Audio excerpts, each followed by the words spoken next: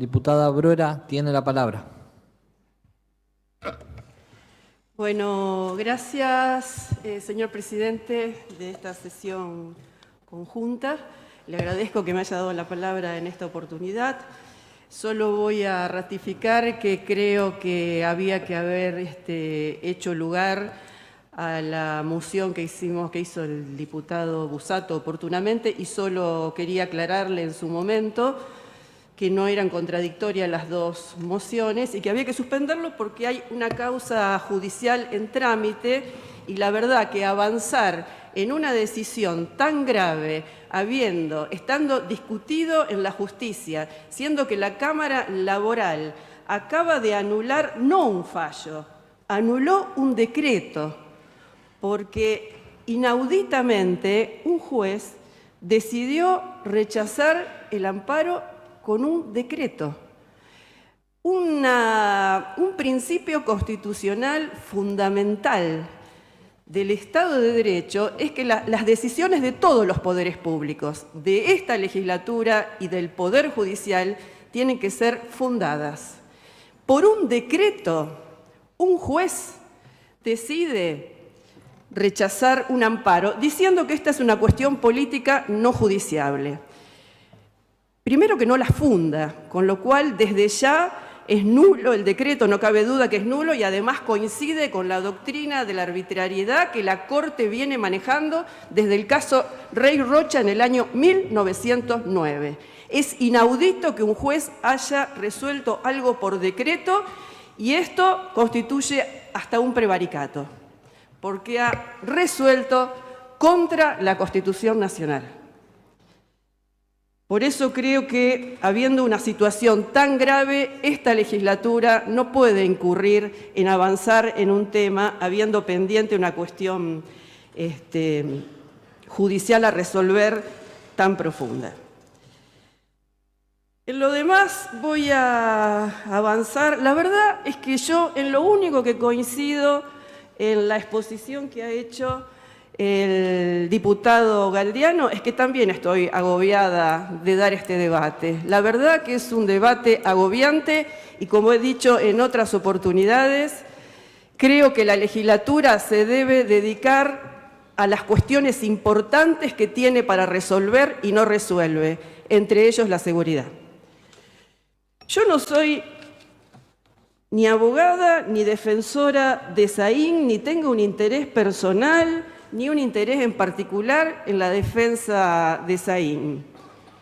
Pero mi compromiso con esta causa, la verdad que se las debo a todos ustedes, a todos los que han llevado adelante, me estoy refiriendo, este arbitrario proceso de persecución política. Y no me cabe duda de lo que estoy diciendo. Si hay algo que ha generado mi compromiso realmente, es que no se pueden tolerar abusos de poder y desconocimientos del Estado de Derecho de tal índole como he tenido que ver en toda la persecución a Saín, y que vuelvo a presenciar en los argumentos que he escuchado en el día de hoy y en el texto del dictamen de la Comisión de Acuerdo, y a los cuales me voy a referir. Todo esto a mí me remite a un cuento de Kafka. Voy a contar un cuento para distender un poco, pero no se preocupen que es cortito. Hay un cuento de Kafka que se llama Ante la ley, que es muy breve, pero muy impactante, porque describe en muy pocas líneas lo que los abogados usamos ríos de tinta. Describe la violación del Estado de Derecho y la imposibilidad de acceder a la justicia. El cuento empieza: ante la ley hay un guardián, y relata la historia de un pobre campesino humilde que va a las puertas del Palacio de Justicia y las encuentra abiertas e iluminadas, pero cuando pretende ingresar hay un guardián de la ley que le dice no puede entrar. Así transcurre toda la vida de este campesino, hasta que llega a la vejez, y cuando está por morirse le vuelve a preguntar al guardián lo mismo que le había preguntado todos los días de su vida: ¿por qué no puedo entrar? Y el guardián le contesta: porque hay guardianes de la ley que impiden acceder a la ley y porque esta puerta fue hecha para ti. Kafka se perdió todo este procedimiento, pero la verdad que si hoy lo pudiera ver, sabría que hay guardianes de la ley que impiden acceder al de ley, no solo en el Palacio de la Justicia, sino también en este Palacio Legislativo. Es una parábola este cuento de Kafka de todo lo que hemos tenido que sufrir en este proceso quienes no admitimos la violación del Estado de Derecho. Y además de los apuntes que yo me había hecho, me hice algunos apuntes de lo que estuve escuchando en estos días y en la Comisión de Acuerdo. Pero voy a empezar con lo que acabo de escuchar. Yo acabo de escuchar la acusación que ha hecho el senador Enrico. Y tengo que decir que en la misma se violan, en este mismo acto, se están violando varios derechos y garantías constitucionales fundamentales. En primer lugar, no puede el acusador, quien ejerce la acusación, haber votado en esta sesión conjunta, y votó. Acá se ha violado el principio de imparcialidad, con lo cual acarrea la nulidad de todo este acto legislativo, porque se ha violado el principio de imparcialidad. Quien acusa no puede votar, no puede decidir. Y esto es grave, y esto está resuelto por la Corte, Llerena, Dieser, ríos de tinta. También se ha violado en esa acusación el principio de congruencia. Y violar el principio de congruencia es violar el derecho de defensa. Y esto está también sostenido en jurisprudencia de la Corte y es el artículo 8.2 de la Convención Americana. Esto se pierde o en los estrados nacionales o en los estrados internacionales. Quienes me precedieron en el uso de la palabra se refirieron, para fundamentar la decisión que acababan de votar, a hechos que no estaban en discusión, en este recinto, en esta sesión, porque se refieren a hechos que fueron ajenos a la acusación que se le formuló en la Comisión de Acuerdo y por la cual se le dio la posibilidad de hacer el descargo. Con lo cual se ha violado acá, en este mismo acto, esos derechos constitucionales.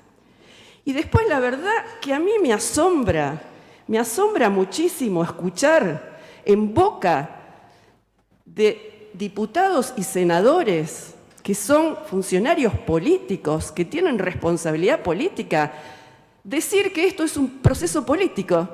Y claro que es un proceso político, nadie pone en duda que es un proceso político, pero los procesos políticos tienen límites constitucionales. Eso se llama Estado de Derecho, señores y señoras y señoritas. Eso se llama Estado de Derecho. Eso se llama el Estado constitucional de derecho que nace en la posguerra y que en Argentina rige desde 1853 y desde 1994. No puede haber procesos políticos fuera de los límites constitucionales, no se puede hacer. Valoraciones políticas sí se pueden hacer, por supuesto. Yo admito que ustedes que a alguien le pueda gustar la gestión de Saín o que a alguien no le pueda gustar. Eso es, por supuesto que es una opinión política, pero fuera de las garantías no se pueden tomar decisiones a raíz de solo opiniones políticas. Hay que seguir un procedimiento. Y los procedimientos civiles, administrativos y penales, todos tienen las mismas garantías. Esto lo ha dicho la Corte, no lo estoy inventando yo, lo dijo la Corte en sobrada jurisprudencia, en los fallos Bonder Araón en 1913, en los Cicer en el 2012, 2013 y 2012. Lo ha dicho la Corte en la opinión consultiva, la Corte Interamericana, en la opinión consultiva del año 87, el Tribunal Constitucional contra Perú en el año 2001, en el fallo de la Corte Interamericana de Derechos Humanos, Bronstein, y lo voy a leer para que se escuche y esto se tenga claro, las sanciones administrativas y disciplinarias, al igual que las penales, son una expresión del poder punitivo del Estado y tienen en ocasiones naturaleza similar. Los órganos del Estado, aunque no sean poder judicial, tienen funciones jurisdiccionales y punitivas, por lo tanto, deben ajustarse y adoptar a las decisiones basadas en el pleno respeto de las garantías constitucionales. Sea un proceso político, sea un proceso administrativo, sea un proceso penal, no se pueden violar las garantías constitucionales, y aquí ya empecé con que se violaron varias, no solo en todo el proceso, sino en este mismo acto. Por lo tanto, yo considero que es nula la resolución que se acaba de tomar. Por otra parte, obviamente que esta Cámara no tiene competencias para estas facultades disciplinarias que se está arrogando, porque la ley que invocan es una ley absolutamente inconstitucional, y esto también se va a ganar en los estrados nacionales y, si fuera necesario, internacionales. Vulnera la división de poderes. No puede esta legislatura tener facultades disciplinarias sobre un órgano del Poder Judicial. Los argumentos que aquí he escuchado son contradictorios, porque le critican a una persona, a un funcionario, realizar actos políticos en el ejercicio de una función judicial, mientras paralelamente un poder político está avasallando a otro. Son dos situaciones absolutamente contradictorias en sus argumentos. Esta 14.016 viola el artículo 1 y 29 de la Constitución Nacional, el principio republicano. No se puede avasallar a otro poder. Lo dice la Constitución de Santa Fe y lo dice la Constitución Nacional. El origen de esta ley es espurio, además, porque se votó en un procedimiento exprés. Todos fuimos testigos de eso. Las leyes tienen carácter general, no se puede hacer una ley para echar a una persona. Y esta ley tiene nombre y apellido, y pasó a la historia como la ley Anti-Saín. Eso solo ya lo descalifica como ley y nos deja sin competencia. Pero no solo se vulneró la independencia del Poder Judicial con esta ley, sino que la autonomía del Ministerio Público. Otra cuestión que me asombra. Acaba de decir el diputado que me antecedió en la palabra que están orgullosos por haber implementado el sistema penal acusatorio, y paralelamente violan el sistema penal acusatorio. En esta provincia, el sistema penal acusatorio se implementó en el 2014, y se tiró a la basura en el 2017, cuando votaron las leyes 13.695 y 13.807. Ahí destruyeron el sistema acusatorio penal en la provincia de Santa Fe, y por eso tenemos ahora lo que tenemos en ese sistema penal. Eso es la grave crisis institucional que tenemos en esta provincia. Esa es la grave crisis institucional, que no hay límites en las garantías. Obviamente esta ley, además, no solo no tenemos competencia para ello, sino que se vulnera el derecho al trabajo, se vulnera el principio de juez natural. No somos nosotros los que podemos tomar esas decisiones punitivas porque no tenemos competencia. El principio de legalidad. No hay una definición. Lo que acabamos de escuchar, no se sabe por qué lo estamos removiendo a Saín, no se sabe. Porque hemos escuchado una cantidad de imputaciones que superan las que escuchamos en la Comisión de Acuerdos, que ahora se suman como 10 o 20 más. Eso es no solo una violación de la congruencia, sino que es una violación del principio de legalidad. No se puede tomar una decisión punitiva que no esté, por una conducta que no esté taxativamente implementada. Por eso los nuevos leyes y reglamentos disciplinarios describen justamente taxativamente cuáles son las faltas graves y cuáles son las faltas leves. Lo demás es violatorio del principio de legalidad. Esta es una sanción punitiva. ¿A alguien le cabe duda? ¿A alguien le cabe duda que la remoción no es una sanción punitiva? ¿A alguien le cabe duda que una inhabilitación por 10 años es una sanción punitiva? Lo dice el Código Penal, el artículo 5 del Código Penal, pero además es punitivo por naturaleza. La verdad que esta es la crisis y la corrupción institucional que existe en esta provincia, en lo que han sometido a partir de decisiones de esta legislatura a todo el sistema institucional de la provincia. han sometido a una colonización absoluta del poder del Ministerio Público de la acusación. Han quebrado el Estado de Derecho. Quienes han llevado a cabo este procedimiento no es solo contra Saín. Este procedimiento es un procedimiento disciplinario contra todas las demás instituciones y contra aquellos que osen enfrentar al poder político. La primer garantía me voy a referir a la audiencia del día 27. Me voy a referir a la audiencia del día 27 para explicar que en esa audiencia, en la cual estuve presente, también se llevó adelante un procedimiento sin ninguna garantía constitucional.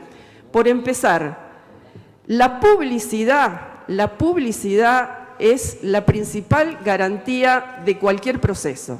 La publicidad es la garantía de cualquier proceso. La única forma en que se podría haber mantenido reserva es que el propio Saín la hubiera pedido, pero Saín pidió publicidad. Sesionamos prácticamente en la clandestinidad, no pudo entrar la prensa, nosotros algunos pudimos, obviamente podemos estar presentes, pero tuvimos que retirarnos cuando comenzó la deliberación sobre este planteo.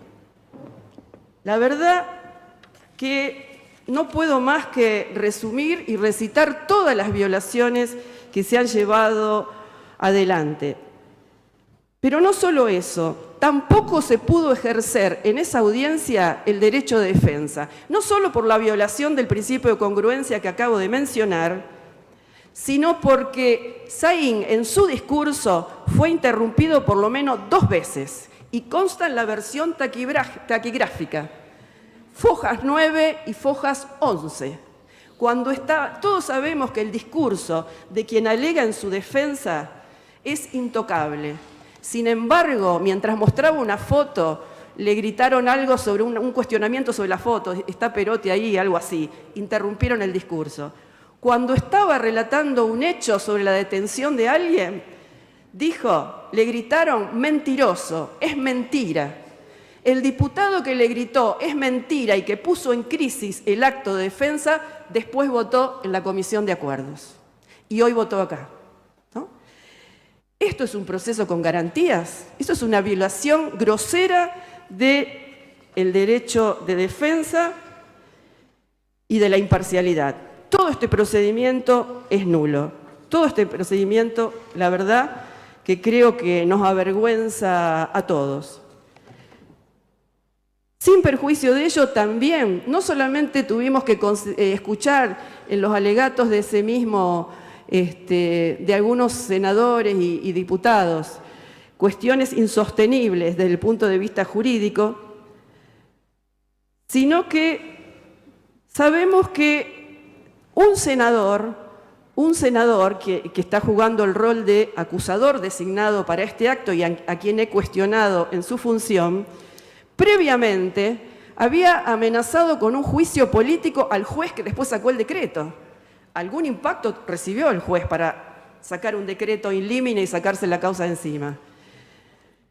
Lo reconoció el propio senador porque se disculpó ante el Colegio de Magistrados e inmediatamente le faltó el respeto a un ministro de la Corte. Y después me hablan de improperios. Después me hablan de improperios, de inconductas, de incorrecciones. La verdad que es preocupante. El dictamen, los fundamentos del dictamen que se acaba de aprobar y que en mi opinión es nulo, es una confesión expresa de todas las arbitrariedades. No solo se negó el derecho de defensa, la publicidad es un requisito del artículo 8.1 de la Convención Americana, no lo dejaron incorporar prueba, cuando el abogado pidió incorporar más prueba. Le dijeron que el periodo de prueba estaba clausurado. Señores, para la defensa no precluyen las instancias, no precluyen.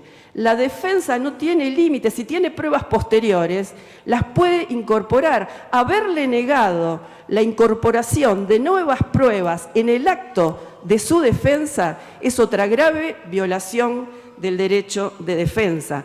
La Corte es señera en esta cuestión por los principios sostenidos en los fallos Matei y Pollack de la Corte Suprema de la Justicia Nacional de hace muchísimos años, pero además por los fallos que han definido al derecho de defensa como defensa eficaz, los fallos de la Corte Suprema de Justicia de la Nación, Noriega, Núñez y unos cuantos más.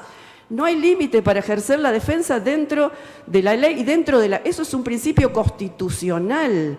Los reglamentos y leyes provinciales de inferioridad jerarquía no pueden violar los principios constitucionales y la Constitución nacional y provincial.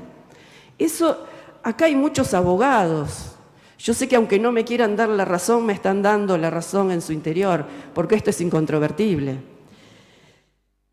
Se ha vulnerado el discurso del imputado. Por lo tanto, es del acusado, del perseguido, como se lo quiera llamar. Es un ejercicio punitivo, así que todas las calificaciones son válidas. Nosotros además juramos por respetar la Constitución Nacional y la Constitución Provincial. Los reglamentos y las leyes de inferior jerarquía no pueden atropellar eso.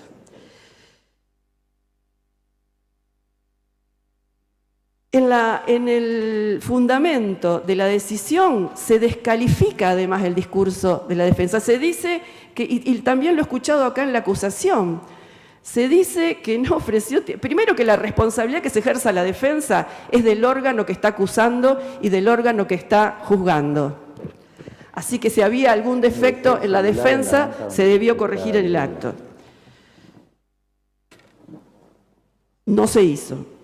Se descalifica y se dice que no presentó su teoría del caso. Señores, ¿cómo no presentó su teoría del caso si dijo que era una persecución política? Y en relación a los hechos de proselitismo, la verdad que esto pareciera ser hoy lo que menos importa, porque se han agregado tantos cargos de los cuales no hubo defensa, que realmente no se sabe por qué se lo ha removido y por qué se lo ha destituido. Saín, creo que acá se confunden las cosas, hay mucha confusión. Se ha dicho, también he escuchado a quien me ha precedido en la palabra, que no se confiaba en Saín porque Saín, con la actitud que tenía, no era imparcial. Señores, Saín integraba un órgano parcial, no un órgano imparcial. El Ministerio Público de la Acusación es un órgano parcial. No está obligado a... Todo lo contrario, es y tiene que ser parcial. Y esto del proselitismo en el Poder Judicial, en primer lugar... Marcelo Saín no ocupaba, yo no entro a juzgar porque la verdad que es lo de menos si es la calidad de expresiones políticas que ha tenido, yo no considero que sean proselitismo, pero además Saín dirigía un organismo técnico de un organismo parcial, no tenía capacidad, no tiene capacidad jurisdiccional. Y en esto también hay sobrada jurisprudencia, porque esto es una vieja discusión en el Poder Judicial, en todos los poderes judiciales. Esto ha sido discutido en la Asociación de Magistrados, ha sido discutido en todos los gremios de empleados del Poder Judicial. La prohibición de hacer política partidaria es para aquellos que tienen una función jurisdiccional y la prohibición es hacerlo mientras está ejerciendo la función jurisdiccional. Ninguno de esos requisitos se dio acá. Pero la verdad, además,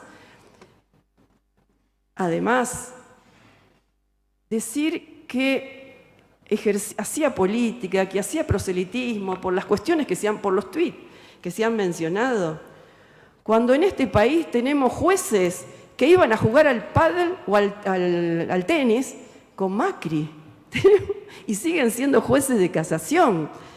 Tuvimos un Bonadío que implementó una persecución política contra opositores. Tenemos un Stornelli, lamentablemente, que sigue siendo fiscal a pesar de estar procesado. Y en esta provincia, En primer lugar, que casi todo lo que ocupan, muchísimo lo que ocupan cargos en el Poder Judicial vienen de una función política. Pero además yo he visto en los diarios, no recuerdo si era en el año 2018 y 2019, al presidente de la Corte Suprema, al doctor Rafael Gutiérrez, decir que a lo mejor se presentaba candidato a gobernador. Y nosotros nos asustamos de un Twitter, pero compañeros, camaradas, colegas, era el presidente de la Corte. Y en el día de hoy está en discusión una citación que hizo la Cámara Federal de Rosario a distintos partidos políticos, a candidatos de distintos partidos políticos. No sé si es así, creo que sí, porque he visto algunas citaciones. Primero se le hizo a un solo partido político y después se amplió a otros partidos políticos, y nosotros nos escandalizamos de un par de Twitter. La verdad que es inentendible.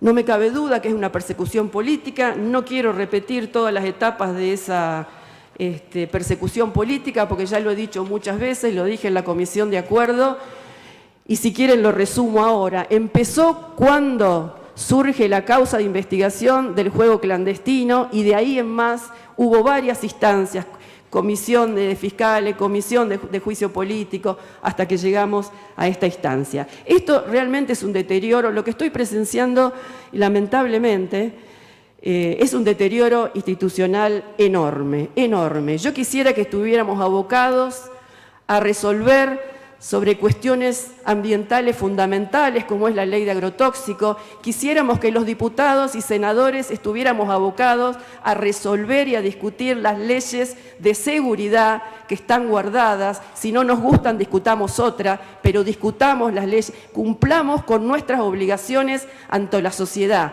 porque es cierto que hay un divorcio entre la sociedad y la política, pero la genera esta crisis institucional y este divorcio nuestro con las cuestiones políticas fundamentales. Y voy a terminar con otra referencia literaria. Hubo un autor milanés que se llamaba Alessandro Manzoni, que escribió la historia de la columna de la infamia. La columna de la infamia es una columna que está en la ciudad de Milán y que rememora uno de los juicios más injustos, antes que lo hiciera Voltaire. En 1630 hubo un juicio realmente escandaloso. Era en plena peste bubónica en Italia, fue un recrudecimiento, una especie de variante delta de la peste bubónica, un recrudecimiento de la peste bubónica, y la sociedad, como suele hacer cuando la ciencia no le alcanza, apela a encontrar culpables con un criterio religioso, ¿no? Y encontraron un culpable. Siempre se encuentra un chivo expiatorio, que era un barbero. Al barbero, que usaba ungüentos para su trabajo, lo acusaron de que con esos ungüentos expandía la peste. Y los jueces sabían que así no se expandía la peste. Pero lo acusaron, lo torturaron, lo obligaron a confesar y lo ejecutaron. Y en ese lugar, en Milán, hoy está levantada la columna de la infamia. Nosotros, con este dictamen, hemos levantado nuestra propia columna de la infamia en la provincia de Santa Fe y en la ciudad de Santa Fe, que es la decisión que se acaba de votar, absolutamente arbitraria, de remover e inhabilitar al señor Marcelo Saín con todas las irregularidades y con la violación del Estado de Derecho a que me he referido. Nada más y gracias.